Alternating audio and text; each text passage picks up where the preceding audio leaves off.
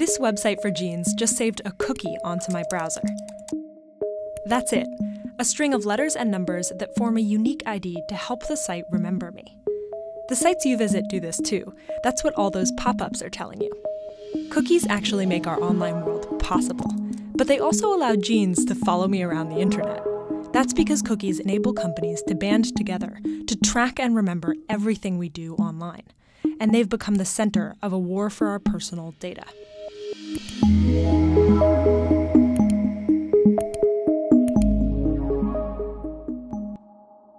I'm Lou Montulli, and in the summer of 1994, I was the inventor of cookies.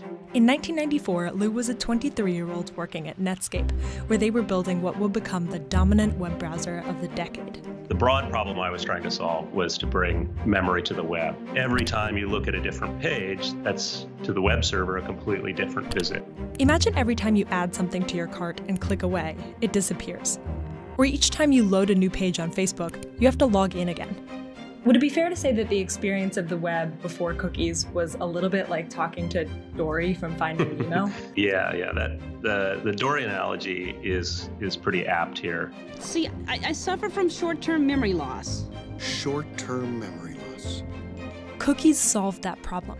So if, in particular, you were looking for a set of blue suede shoes, with each new click, the site recognizes the unique ID from the cookie stored on my browser and retains information, like what I put in my cart, but also often my location, what else I click on, how much time I spend there, plus details I deliberately give it, like my email address.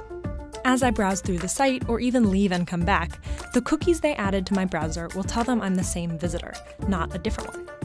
Okay, so I should see that here, right, if I reload? Yes. Hey, wow. I know. There's a lot of cookies there. These are first-party cookies, and over the last 20 years, they've allowed us to live more and more of our lives online. It was really a great feeling to see people create things that we had never thought of.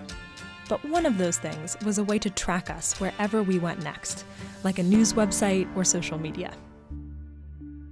The same year Lou invented cookies, this appeared, the first digital banner ad. Today, our online world runs on ads. The buyers in this system are brands that want to sell products by placing ads in front of people who might purchase them. And then you have platforms and publishers with audiences of people to show ads to, like Vox. In between, you have middlemen dedicated to making sure the ads from the brands are delivered to the right people. Some companies play multiple roles. Facebook and Google are the biggest players because they have huge audiences and a huge amount of information they can use to target ads to you.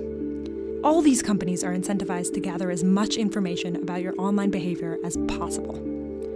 But Lou designed cookies to be placed and retrieved only by the site you're on. So these companies are also incentivized to collaborate. And one way they do that is with third-party cookies. Take another look at this list of cookies that shoe store gave me.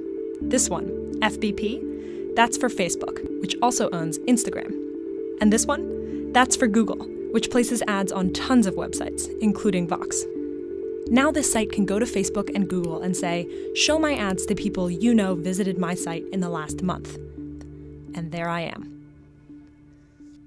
What Lou didn't anticipate in 1994 was that websites would eventually be full of elements hosted by third parties, and all of those elements can save their own cookies onto my browser. Those cookies are created by the domain of the third party, who can then access the data from the site you're on, but also from every site you visit that uses those same third-party elements. This is tracking. And it transformed our online world from one in which hundreds of companies knew a small amount about your online behavior to one in which just a few companies can know it all. Right now, this map of your activity is mostly used to serve you personalized ads, but once it's collected, there's no getting it back. In the last few years, some browsers have started to block third-party cookies by default. Google's browser, Chrome, gives you the option if you look for it. This makes it more difficult for the middlemen to know that the person who shopped for apartments on one site and bought medicine on another and looked for romance on another are all the same person. But companies incentivized by billions in ad dollars will always find a loophole. They know you don't want to block first-party cookies, because then many sites wouldn't work. So companies like Google and Facebook can give sites a piece of code that looks like a first-party cookie, but then sends all the data to the third party anyway. Facebook calls their solution Facebook Pixel. Facebook Pixel. You can now use both first and third-party cookies with your Facebook Pixel. This will allow you to reach more customers and be more accurate in measurement and reporting. And what this reads to me as is, don't worry, people can't turn this off. It makes it more difficult to turn off via third-party cookies, yes. How do you feel about the way in which companies like Facebook have used the technology that you built?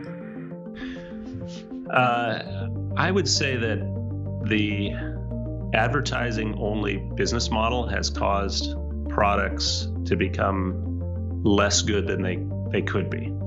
As long as these companies have a common goal of showing you ads for things you're likely to buy, they'll be motivated to share information with each other about you. And some of their new methods may be even sneakier than cookies. I've been saying this for a long time.